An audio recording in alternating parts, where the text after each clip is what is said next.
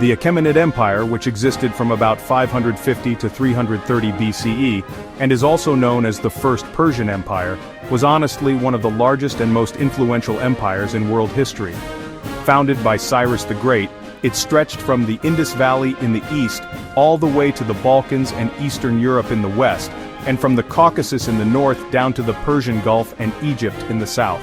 The empire is celebrated for its administrative sophistication, its respect for cultural diversity, its monumental architecture, and, well, its lasting legacy. At its height under Darius I, the Achaemenid Empire covered what is now modern-day Iran, Iraq, Turkey, and parts of Central Asia. It also included Egypt, Syria, Lebanon, Israel, and Jordan, as well as parts of Greece, Bulgaria, and the Indus Valley. It was the very first empire to control three major cultural regions: the Middle East, North Africa, and parts of Europe. Cyrus II, also known as Cyrus the Great, was a member of the Achaemenid dynasty who united the Medes and Persians around 550 BCE. He defeated the Median Empire, Lydia in western Anatolia, and Babylonia. Cyrus became famous for his tolerance and diplomacy, especially in the way he treated conquered peoples. The Cyrus Cylinder, which is basically a declaration of rights, is considered an early example of human rights thought. He even allowed the Jews exiled in Babylon to return to Jerusalem, something that's recorded in both the Bible and Babylonian records.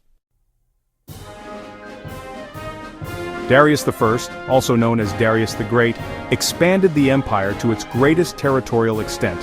He reorganized the empire into satrapies, or provinces, which were governed by satraps. Darius standardized coinage, introducing the daric, as well as weights and measures. He also built roads, including the famous Royal Road, which really facilitated trade and communication.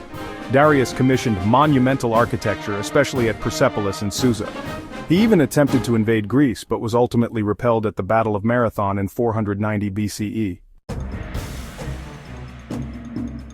Xerxes I led a massive invasion of Greece in the year 480 BCE.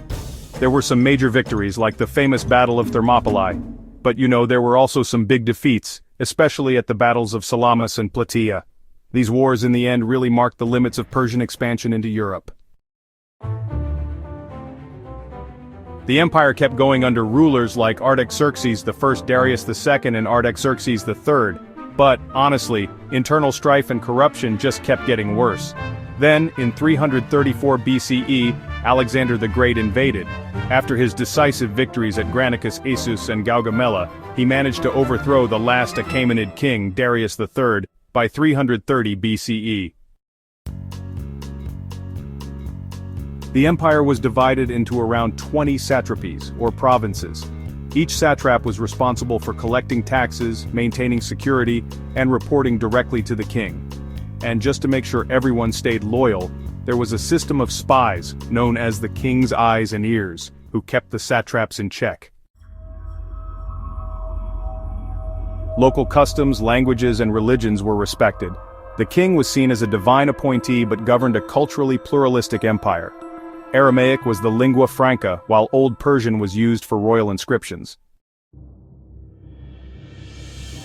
The Achaemenids practiced Zoroastrianism, founded by the prophet Zoroaster, also known as Zarathustra. Central concepts included the struggle between Ahura Mazda, representing good, and Angra Mainyu, representing evil, as well as free will and the final judgment.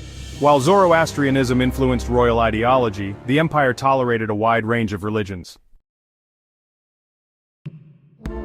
The empire is best known for the grand ceremonial complex at Persepolis, which was built by Darius I and expanded by Xerxes I. It was decorated with detailed reliefs showing representatives from across the empire bringing tribute.